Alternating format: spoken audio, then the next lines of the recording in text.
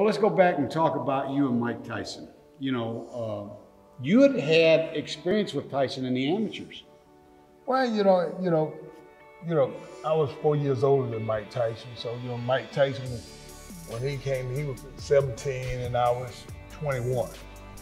And, so people ask me, why you never tell them about it? I said, who's going to talk about at 21 years old, boxing somebody who's 17, who's a kid? I said, even though he was bigger, I said, but I was accustomed to sparring bigger guys and stuff like this. So I was able to handle it. I said, it wasn't nothing to really say. You had worked with him when you were amateurs and you had gotten the best of him. And so when they signed to fight you, you weren't worried about Mike Tyson. Well, I just realized that we both in the same era. And it's not like I wasn't trained. It's not like I rest or anything like this. I worked just as hard as he had. And so it was going to be an interesting match. I know that if he get them good shots in, I may go down. But the fact of the matter, don't let it hit me. And that was the key. Everybody in the world thought Tyson was invincible in those days. And I thought from the get-go that you were going to beat Mike Tyson.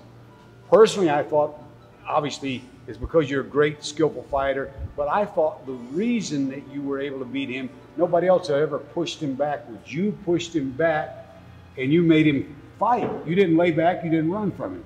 Well, you're right. You're absolutely right.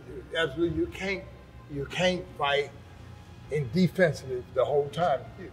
Your fight got to be offense. Yeah, and then in the second fight, I used to have a fighter that actually fought for 2 world titles, but when he would get in trouble, he would foul somebody. People like to smother you.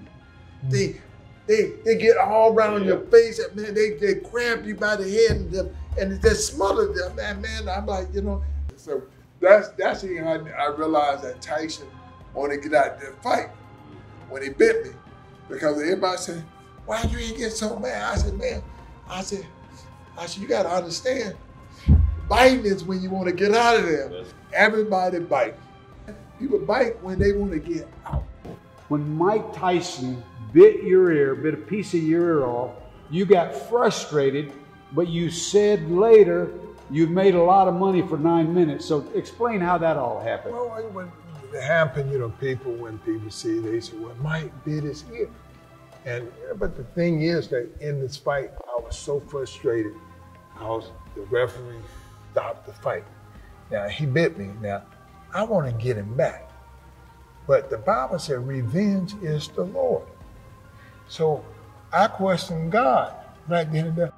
What this is all about? And he said, forgiveness. And he said, how long have you been fighting 3 rounds?